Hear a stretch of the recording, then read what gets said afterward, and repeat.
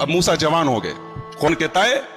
वलम्मा बलग अशुद्धहु, जब मूसा जवान हो गए, आतैनाहु हुक्मन व इल्मा, हमने मूसा को नबूवत अता फरमाई। अभी नबूवत आगे मिलेगी, अभी कहा उनको हमने समझदार बनाया, फैसला करने की ताकत दी। एक दिन मूसा अलैहिस्सलाम जा रहे थे शहर में, दो आदमी आपस में लड़ रहे थे।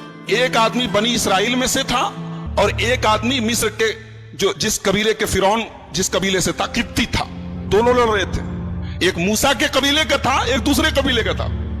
कबीले की मोहब्बत भी मोहब्बत होती है ना, जैसे हमारे यहाँ बिरादरी की मोहब्बत चलती है। ये बिरादरी की और खानदान की मोहब्बत जो है कहीं ना कहीं वो काम करती है। अब मूसा अलैहिस्सलाम के कबीले का जो आदमी था, उसने कहा मूसा देखिए ये मुझको मार रहा है, मेरे ऊपर जुल्म कर रहा है। मूसा अलैहिस्सलाम ने कहा अच्छा तुझे मार रहा है? फवक्कज़हु मूसा, मूसा ने उसको घूसा मारा उसको, एक फैक्ट मारा। और मूसा अलैहिस्सलाम बहुत हट्टे कट्टे थे, बॉडी बिल्डर थे। इसलिए हमारे नौजवानों को चाहिए कि ईमान के साथ साथ बॉडी को भी मजबूत करें, थोड़ा जिम शिम जाया करें, थोड़ा बॉडी को मजबूत करें। अब आप लोग मुझसे मत कहिए मौलवी साहब आपकी कौन सी बहुत मजबूत बॉडी, लेकिन बहरहाल जाना चाहिए। मूसा अलैहिस्सलाम बॉडी बिल्डर थे, मारा एक फाइट, फक़ज़ा अलैहि, मर गया वो, एक मुक्के में मर गया वो। मूसा अलैहिस्सलाम ने मारा तो ऐसे ही कि थोड़ा सा उसको जो है टाइट करें, लेकिन एक मुक्के में मर गया वो। मूसा अलैहिस्सलाम हैरान हो गए, बोले अरे ये क्या हो गया? हाज़ा मिन अमलि शैतान, ये शैतान ने मुझसे क्या करवा दिया? इन्हु अदुव्वुम मुदिल्लुम मुबीन, शैतान बहुत बड़ा दुश्मन है इंसान का। गलती हो गई मूसा अलैहिस्सलाम से, उन्होंने मारा तो ऐसे ही उसको सख्ती करने के लिए, उसको सबक सिखाने के लिए, वो मर गया वो। यानी मूसा के मुक्के में इतनी ताकत थी, एक मुक्के में मर गया वो, किप्ती मर गया। अब मूसा अलैहिस्सलाम अल्लाह से दुआ करते हैं, रब्बी ग़फ़िरली, ऐ अल्लाह मुझे माफ कर, मैंने अपनी जान के ऊपर जुल्म किया है, मुझे माफ कर दे। पता ये चला कि नबी से भी अगर कोई गलती हो जाए तो नबी भी फौरन अल्लाह से माफी मांगते। जानबूझ के नहीं मारा था, गलती हो गई, उन्होंने उसको कत्ल करने के, जान से मारने की गरज से नहीं मारा, गलती हो गई, लेकिन फौरन अल्लाह की बारगाह में तौबा की। सबक ये मिला कि अरे मूसा तो नबी हैं, हमारी और आपकी क्या औकात है? अगर कभी गलती हो जाए, कोई खता हो जाए, कोई अल्लाह की नाफरमानी हो जाए, देर ना करो, फौरन तौबा करो। मूसा ने तौबा की, अल्लाह कहता फ़ग़फ़र लहू, हमने अपने बंदे मूसा की तौबा को कबूल किया। अब मूसा अलैहिस्सलाम पूरे मिस्र में डरे डरे सहमे इधर उधर घूम रहे हैं कि अगर पता चल गया किसी को कि वो मेरी वजह से मरा है तो मुझे सजा होगी, और उस जमाने में कत्ल की सजा कत्ल थी, मौत की सजा मौत थी, तो मुझे मार दिया जाएगा। मूसा अलैहिस्सलाम बेचारे डरे हुए सहमे हुए पूरे शहर में घूम रहे।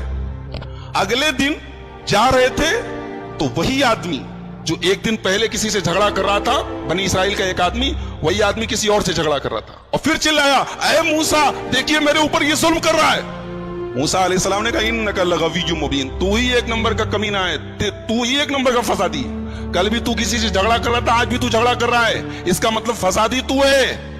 उसके बाद मूसा अलैहिस्सलाम ने उस किब्ती को जिससे आज ये झगड़ा कर रहा था, उसको मारने के लिए अपना हाथ आगे बढ़ाया तो ये समझा, इसराइली ये समझा कि आज लग रहा है मूसा मुझे मारेंगे।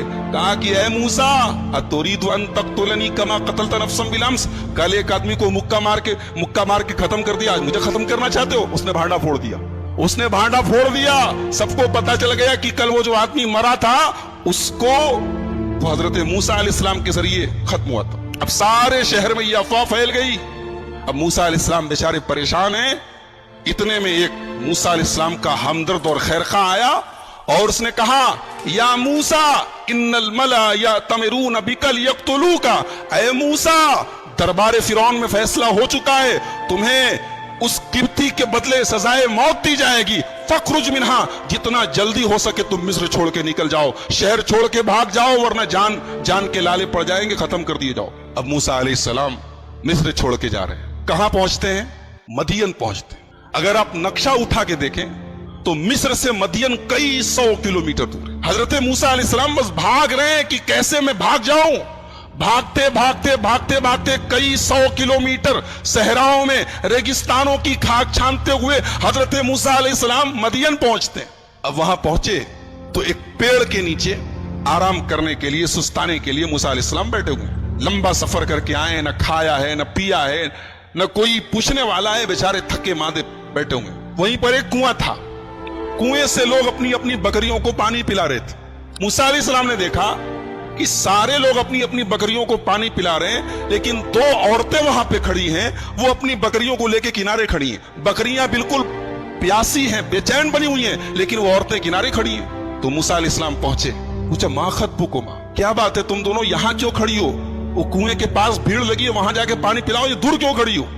تو ان دونوں لڑکیوں نے جواب دیا، ان دونوں عورتوں نے جواب دیا، لا نسقی حتی یصدر الرعاء وابونا شیخ کبیر، کہا کہ آپ دیکھ نہیں رہے مردوں کی بھیڑ لگی ہے، ہمیں پسند نہیں ہے کہ ہم مردوں کی بھیڑ میں دھکا کھا کے جا کے اپنی بکریوں کو پانی پلائیں، یہ ہماری غیرت گوارا نہیں کرتی۔ اور یہ بھی سن لیجئے، وابونا شیخ کبیر، ہمارا باپ بہت بوڑھا ہے، ہمارا باپ اس لائق نہیں ہے کہ ہماری بکریوں کو پانی پلا سکے، اس لیے مجبوری میں ہمیں گھر سے باہر نکلنا پڑا ہے، ورنہ ہمیں یہ کام پسند نہیں۔ ہماری ماں بہنوں کو سبق ملا کہ مسلمان عورت کی شان نہیں ہے کہ مردوں کی بھیڑ میں دھکا کھائے، مسلمان عورت کی شان، ایک حیادار عورت کی شان نہیں ہے کہ مردوں کی مجلسوں میں اور مردوں کی جمگھٹوں میں جا کے ان سے کندھے سے کندھا ملا کر چلے، یہ ایک حیادار اور ایک غیرت والی عورت کی شان۔